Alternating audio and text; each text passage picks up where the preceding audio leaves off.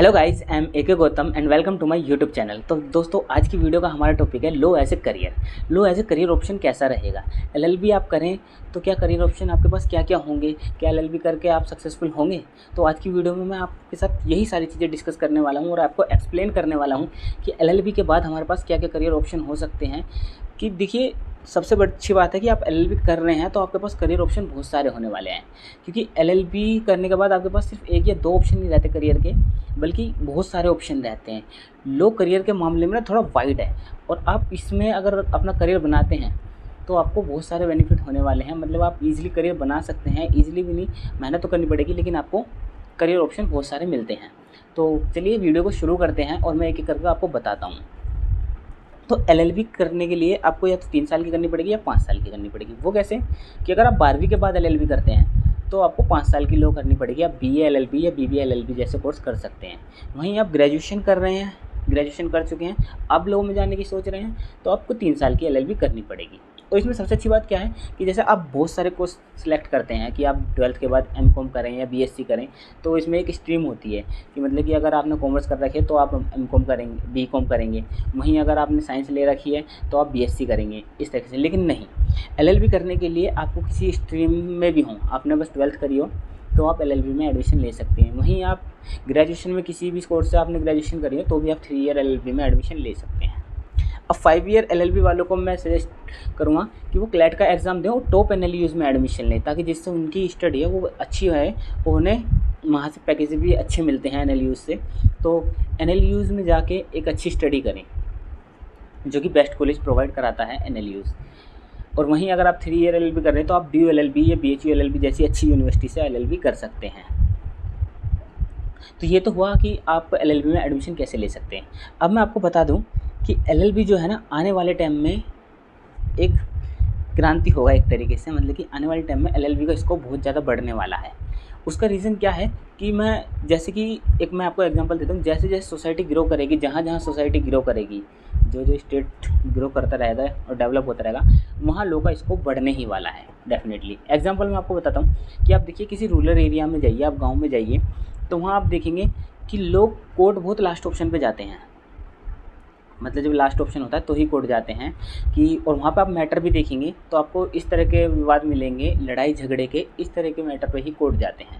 बाकी जो civil matters होते हैं वो ज़्यादातर, या मैट्रिमोनियल मैटर होते हैं, वो घर में ही सुलझा लेते हैं। तो मतलब कि जो रूरल एरिया वाले हैं वो अपने राइट को लेके अवेयर नहीं है। वहीं आप जितना डेवलप सिटी में जाएंगे तो लोग अपने राइट के लिए अवेयर हैं और वो कोर्ट का सहारा लेते हैं। जैसे अगर हम दिल्ली जैसे स्टेट की बात करें, दिल्ली जैसे एरिया की बात करें, तो वहाँ पे देखिए मैटर सिर्फ लड़ाई झगड़े के नहीं, आप वहाँ पे चेक बाउंसेस के केसेस बहुत ज़्यादा देखेंगे। अब आप इसी से रिलेट करिए कि दिल्ली में चेक बाउंसेस के केसेस ज़्यादा मिलेंगे, लेकिन आप रूरल एरियाज़ में ये एक्सपेक्टेशन नहीं कर सकते कि वहाँ पे चेक्स में पेमेंट्स हो रही होंगी, ज़्यादा हो रही होंगी लेकिन बहुत कम। वहीं आपको डेवलप सिटी में ज़्यादा मिलेंगी। वहीं इसी के साथ साथ IPR जैसे मैटर, टैक्सेशन जैसे मैटर, इन सारी चीज़ों में आपको डेवलप स्टेट में जाके ये डिफरेंट फील्ड मिलती है, जो कि एक रूरल एरियाज़ में देखने को नहीं मिलती। जैसे IPR आपको किसी गांव में देखने को बहुत मुश्किल मिलेगा, टैक्सेशन की प्रैक्टिस आपको बहुत कम मिलेगी देखने को। तो यही सिंपल सा इसका लॉजिक है कि जैसे जैसे सोसाइटी ग्रो करेगी और जैसे जैसे कोई स्टेट डेवलप करेगा तो वहाँ का वहाँ पे लो का स्कोप बढ़ने वाला है। तो हमारी जैसे जैसे कंट्री ग्रो करती रहेगी तो लो का जो स्कोप है वो आने वाले टाइम में डेफिनेटली बहुत ज़्यादा होने वाला है। तो इसलिए लो फ्यूचर के लिए बहुत यूज़फुल होने वाला है। तो एक तो ये चीज़ है। वहीं दूसरी चीज़ कि एलएलबी करके आपके पास करियर ऑप्शन क्या क्या हो सकते हैं, है नहीं, वो मैं आपको बताता हूँ। कि जैसे कि बहुत सारे लोगों को यही पता है कि एलएलबी करने के बाद आप बस कोर्ट में प्रैक्टिस करते हैं, जो कि ये रियलिटी पूरी तरीके से नहीं है। एलएलबी करने के बाद बहुत सारे डिफरेंट फील्ड में करियर ऑप्शन होते हैं। सब जिन्होंने भी एलएलबी करी है वो सब कोर्ट में प्रैक्टिस नहीं करते। कुछ लोग क्या हैं कि जैसे कॉर्पोरेट लॉयर भी होते हैं, आपने नाम सुना होगा। कुछ लोग कॉर्पोरेट में अपना करियर बनाते हैं, बड़ी बड़ी कंपनियां उन्हें हायर करती हैं और उन्हें एक अच्छी सैलरी भी देती हैं। स्टार्टिंग से उन्हें एक बढ़िया सैलरी मिलने लग जाती है और वो कंपनीज़ के लिए काम करते हैं। कॉर्पोरेट लोग हैं। काफ़ी लोग टैक्सेशन में भी काम करते हैं, GST में काम करते हैं। और उसी के साथ साथ जो पैनल होते हैं कंपनीज़ के, जैसे वो पैनल हायर करते हैं, एक लॉयर की टीम, वो उनमें भी काम करते हैं। तो ज़रूरी नहीं है कि जितने भी जो सब लॉ करते हैं, एलएलबी करते हैं, कि वो कोर्ट में ही जाकर प्रैक्टिस करें, क्योंकि ये भी देखा गया है कि हर किसी को कोर्ट प्रैक्टिस पसंद नहीं आती। तो लॉ में ज़रूरी नहीं है कि आप कोर्ट प्रैक्टिस ही करें। अगर आपको जैसे ऑफिस वर्क पसंद है, आपको कॉर्पोरेट पसंद है, तो आप वहाँ पे भी वर्क कर सकते हैं। मैंने कहा ना कि लॉ करियर ऑप्शन के मामले में बहुत ज़्यादा वाइड है। वहीं इसके साथ अगर आप गवर्नमेंट जॉब में इंटरेस्टेड होते हैं तो इसमें ये भी है कि आप गवर्नमेंट जॉब के ऑप्शन भी काफ़ी होते हैं। आप सरकारी वकील बन सकते हैं, अलग अलग स्टेट के एग्ज़ाम होते हैं, और आप अलग अलग स्टेट में जुडिशरी के एग्ज़ाम दे सकते हैं। प्लस आप यूपीएससी में भी, अगर आपको अपना मेन सब्जेक्ट चुनना है तो आप लॉ भी चुन सकते हैं। आप एडमिनिस्ट्रेशन जो सिविल सर्वेंट हैं उनमें भी जा सकते हैं। इसी के साथ बैंक्स में भी एग्ज़ाम होते हैं लॉ ऑफिसर के, और सेबी का भी एग्ज़ाम होता है। तो ये कई सारे ऑप्शन हैं। इवन आर्मी में भी जैक का एग्ज़ाम होता है, आप वहाँ पे भी अपना करियर ऑप्शन बना सकते हैं। तो मैं मतलब थोड़े छोटे में ही मैं आपको बता रहा हूँ कि आपके पास क्या क्या ऑप्शन होते हैं।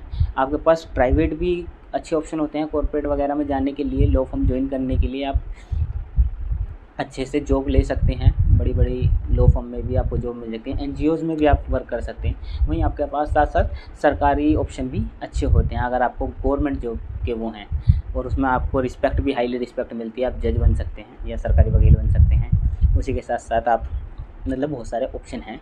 आप एक एक करके स्टडी करेंगे इन सब चीज़ों पे कि जज का एग्ज़ाम कैसे होता है, सेबी का एग्ज़ाम कैसे होता है, तो उस हिसाब से आपको पता पड़ेगा कि करियर ऑप्शन तो इसमें बहुत सारे हैं, बस आपको मेहनत करनी पड़ेगी अच्छी। तो लॉ एज ए करियर मैं आपको यही बताना चाहूँगा कि बहुत अच्छा है, लेकिन आपको मेहनत करनी पड़ेगी। एक चीज़ मैं इसमें रियलिटी में क्लियर करूँगा कि ऐसा नहीं है कि खाली डिग्री से आपका काम हो जाएगा। मतलब अगर आप सोचो कि इतने सारे करियर ऑप्शन हैं और मतलब ज़्यादा कुछ नहीं, कि लॉ एज ए ईज़िली ले लेते हैं कि हाँ चलो लॉ कर लेते हैं और कहीं ना कहीं सेटल हो जाएंगे। लॉ में आपको अपने आप को इन्वेस्ट करना पड़ेगा। जितना आप एलएलबी में अपने आप को इन्वेस्ट करेंगे आप ग्रो होंगे, वरना आप ग्रो नहीं हो सकते। ये एक प्रोफेशन है एलएलबी। ऐसा नहीं है कि आपको डिग्री के नाम पे जॉब मिलेगी, नहीं। इसमें क्या है, आपको अपनी एबिलिटी के नाम पे लॉ मिलेगी। लॉ तो बहुत सारे लोग कर लेते हैं, लेकिन जब तक आप अपने आप को इन्वेस्ट नहीं करेंगे तो आप ना तो एक अच्छे एडवोकेट बन सकते हैं, ना ही आप कोई अच्छा एग्ज़ाम निकाल सकते हैं। तो इस चीज़ के लिए मैं आपको बता दूँ कि खाली डिग्री कुछ नहीं कर पाएगी। आपको अपने आप को इन्वेस्ट करना पड़ेगा, मेहनत करनी पड़ेगी। बाकी अगर आप मेहनत करते तो definitely law as a career option, इससे बढ़िया करियर ऑप्शन कुछ हो ही नहीं सकता। बस कि क्या है कि आपको इसमें थोड़ी ज़्यादा मेहनत करनी पड़ेगी बाकी कोर्सों के मुकाबले। तो अगर आप मेहनत से नहीं डरने वाले हैं तो और आप मेहनत कर सकते हैं तो आप डेफिनेटली एलएलबी करिए। और आपको सबसे अच्छी बात है कि एक आपको सोसाइटी में रिस्पेक्ट मिलेगी। जब आप एलएलबी करते हैं और आपके पास एक पावर होती है, पावर इन द सेंस आपको कोई पावर देता नहीं है, आपको एक नॉलेज की पावर होती है। और रियलिटी में नॉलेज से बड़ी पावर कोई सी नहीं होती।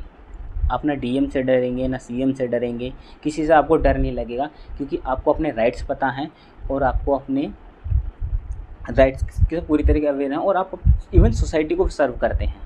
जब आपके पास नॉलेज होती है तो आप सोसाइटी को सर्व करते हैं, तो आपकी सोसाइटी में एक अच्छी रेपुटेशन होती है। तो अगर आप इन सब चीज़ों को कंसिडर करके चलें और जब देखें कि क्या लॉ आपके लिए as a career option suitable हो रहा है, तो आप डेफिनेटली एलएलबी करिए।